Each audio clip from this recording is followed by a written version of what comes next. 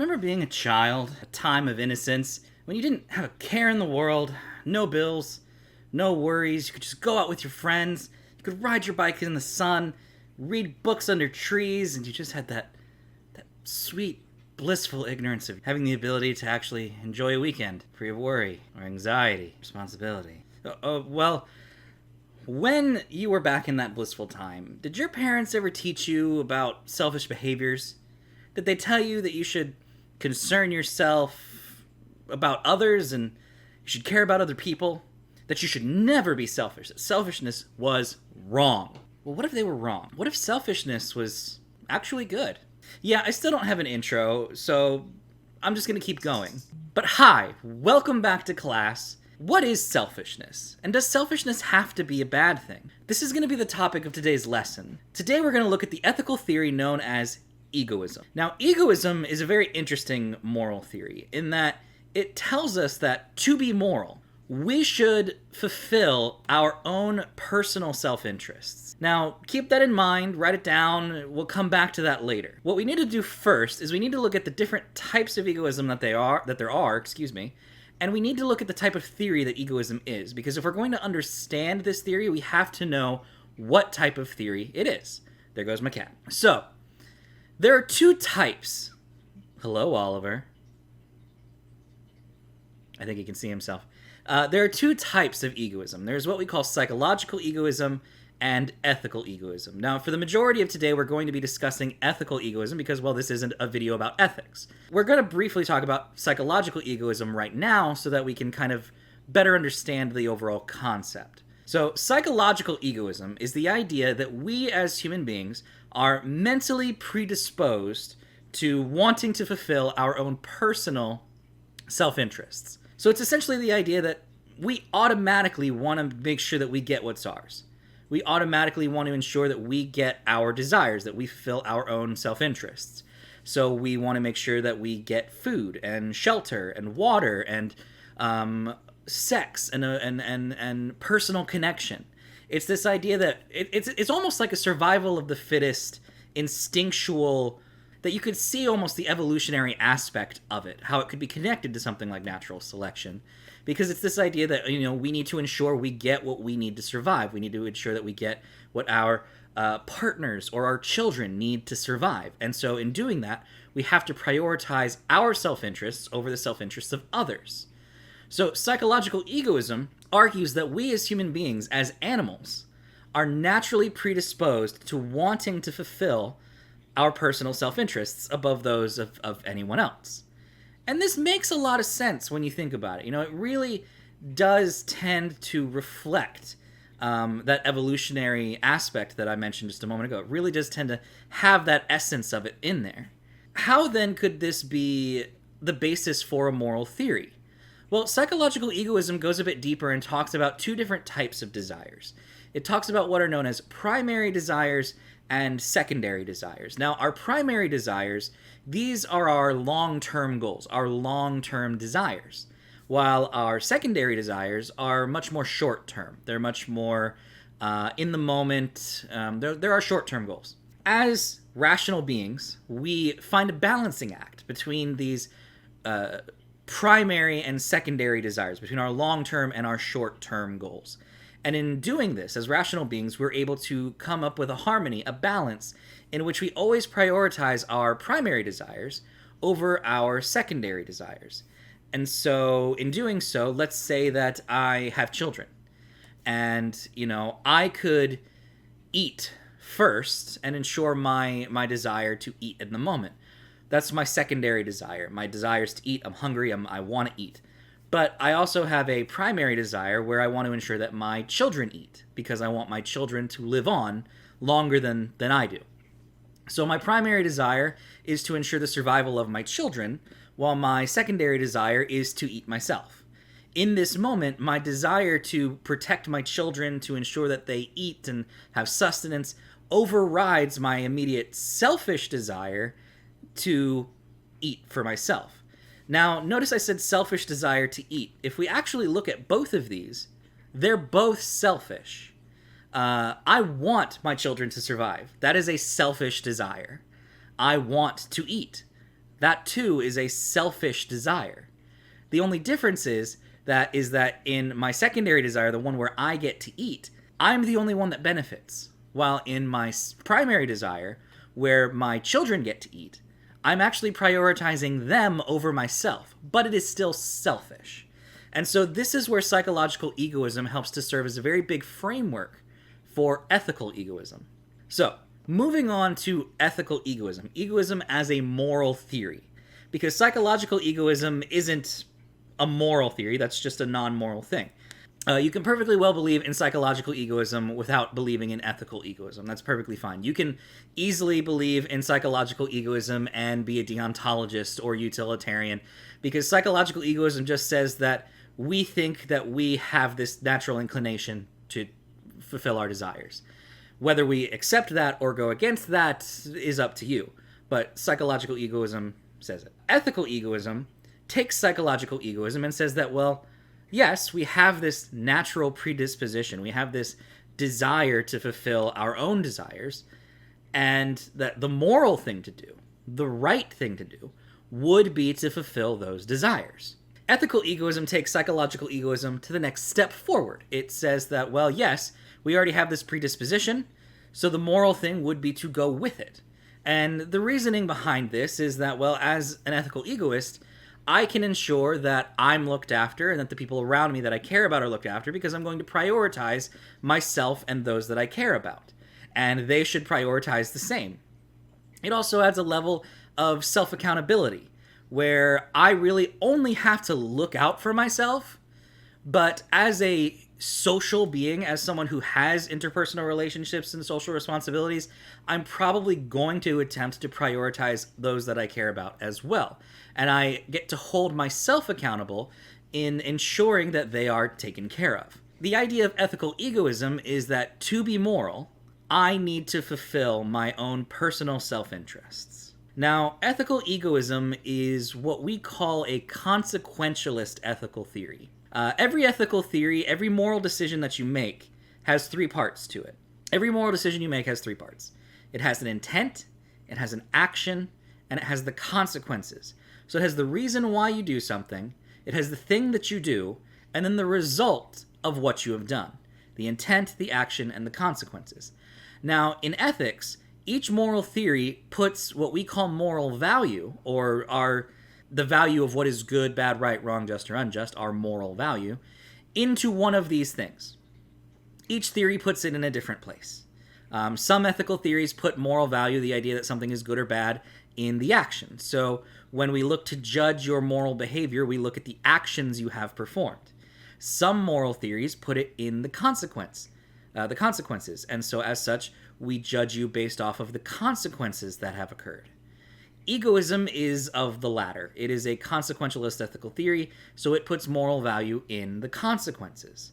So in doing so, it essentially says that it doesn't matter what actions you are performing under ethical egoism. Instead, what matters are the consequences that you achieve. And when it comes to egoism, the consequences we are attempting to fulfill are those of our desires. So going back to feeding my children, let's say that I have a McDonald's meal or something. I have a McDonald's Happy Meal. And I can choose to eat it myself. I haven't eaten in a couple of days. Or I can feed my children who also haven't eaten in a couple of days. I then see someone on the side of the road who also has some food and they look a little better off than me. So I could technically go over there and rob that person, get the food, and give it to my children and ensure that all of us get to eat. The action of robbing somebody, some moral theories would say is a bad action. But as a consequentialist ethical theory, egoism doesn't say that. Instead, egoism says that, well, my intention, my consequences, the intended consequences of my action of stealing was to feed my children. And as such, that seems like a pretty good consequence. It seems like a pretty good result, especially because it does fulfill my desires, and as such would be a moral choice. Now, that's not the best example. It's one I just kind of threw together on the fly, but it does go to show the ends justify the means type of mentality that comes about with consequentialist ethical theory. Consequentialist ethical theory is not focused on the action at all. It does not care about the action. Instead, it only cares about the consequences. It only cares about the ends, not the means. So you can do anything to ensure that you get your desired consequences. So because egoism is this type of theory, you can technically do anything to ensure that you get your intended consequences. So going back to this not great example of me robbing a man for some McDonald's, it's this idea that, well, yes, I have the desire to feed my children, but I also have the desire not to be arrested or to go to jail, for assault and theft. I would like my children to have a parental figure. So rather than robbing him, I actually choose not to, because while the consequences of feeding my children would be nice, the consequences of my children having a father in the picture far outweigh that idea. So instead, I should do other things to ensure that I can feed my children. It is this interesting balancing act of desires that we find under ethical egoism. Common example I often use in my classroom in a face-to-face situation is cheating on a test. Let's say that you have a test tomorrow that you need to study for, but you also have a party that you really want to go to tonight. You have the secondary desire to go to this party, to have fun, to have a good time, but you also have that desire to pass the test. So maybe you decide, well, could I cheat on the test? Under this logic, yes, technically, as long as cheating would get me my long-term goal of passing the class and graduating, I could technically cheat on the test, which means I could get to go to the party, which means I get to fulfill both my primary and secondary desires. I win! Yes! Wait, that's not completely accurate, because there's a risk. Consequentialist theory is also about weighing the risks and the benefits. So it is an ends justify the means type of idea, but there is a risk-benefit that you have to calculate. Yes, you could cheat to pass the class, and that would fulfill your long-term desires. But in cheating, you do take the risk that you will be caught, and then you will be penalized and possibly expelled, which would ultimately go against your long-term desire. So egoism allows for me to then kind of hold myself and rein myself in and go, well, hold on a minute. Yeah, I would like to go to this party, and I could technically cheat and pass, and that would all be good, but is it worth the risks? Is going to this party really worth the risk of getting caught cheating and not graduating? Or failing the test altogether because I choose not to cheat? In my opinion, no. It's not worth the risk. So what do? Instead, I don't go to the party, and I go and I study and I pass my test. Or maybe I go to the party for a little while and then I study for a little while. I find a compromise.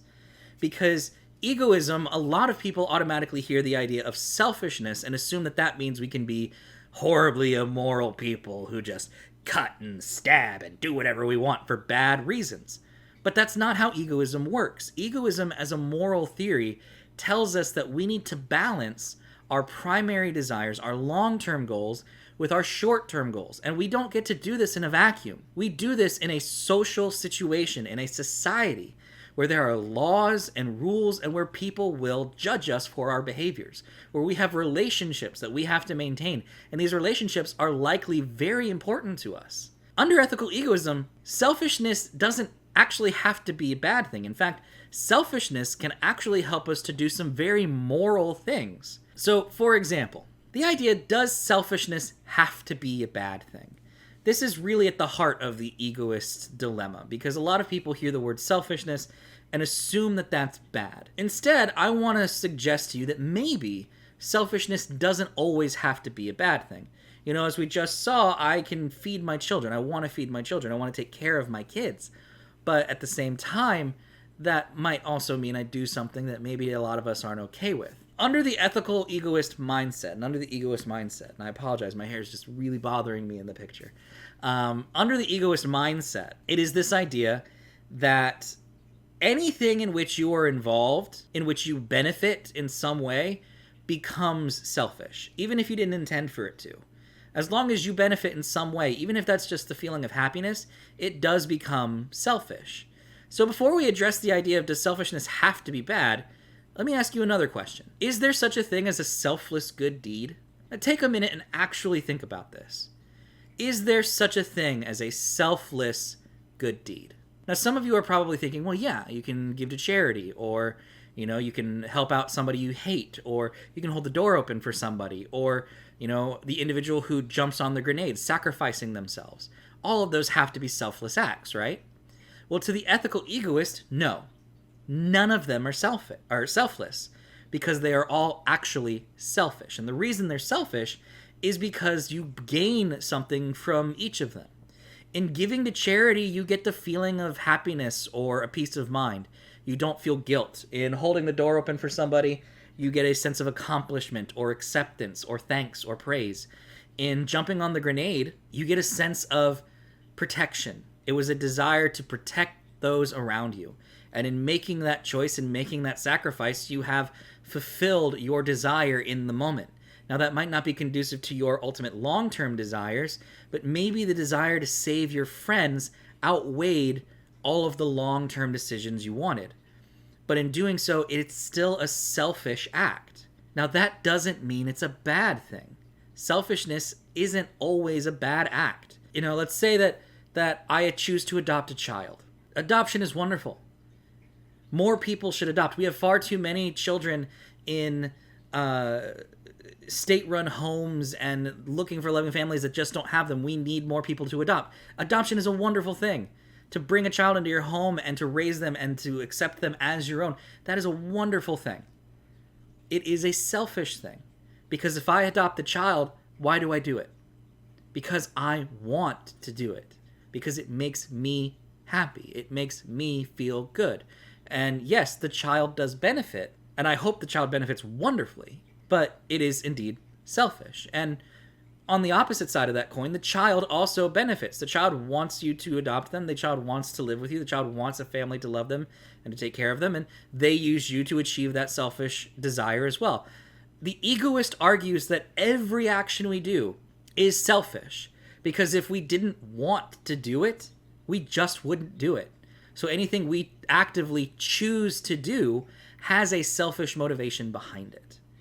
So under ethical egoism, there is no such thing as a selfless good deed. And selfishness can in fact be good, because it can benefit you, it can benefit the desires you have, and it can benefit those around you. So there is no problem with selfish behavior under this philosophy. Now, there are some immediate problems with ethical egoism.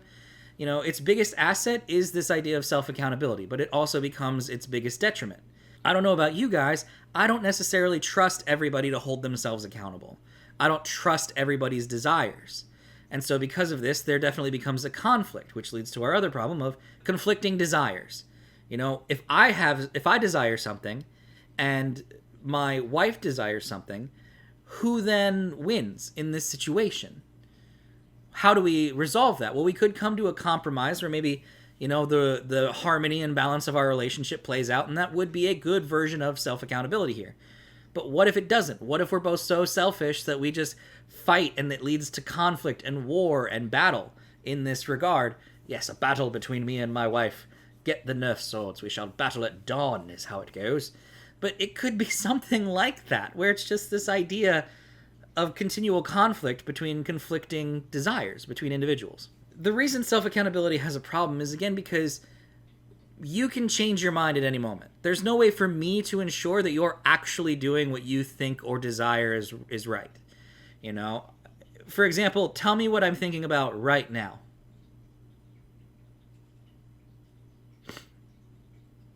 If you said sandwiches, you were correct. If you said anything else, you were wrong. So in this moment, how do you know really what I'm thinking about? And how do you know I just didn't lie to you about sandwiches?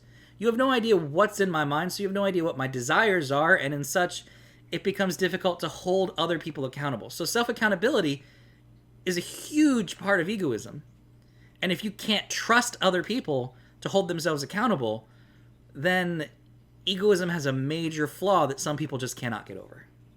Well, I hope you enjoyed this episode on psychological and ethical egoism. It is a very interesting moral theory, and we will definitely look into it more in the future. I look forward to applying ethical egoism to some television shows that I've got in mind, as well as some video games that I've played, because it is a very interesting theory, and it's a very interesting way to analyze a character. So keep that in mind. Keep ethical egoism just in the back of your mind as one of these ethical theories, and ask yourself, is it one that you think you could personally follow? Do you think that you could be an ethical egoist? I hope you learned something today, and I will see you at the next lesson. Bye!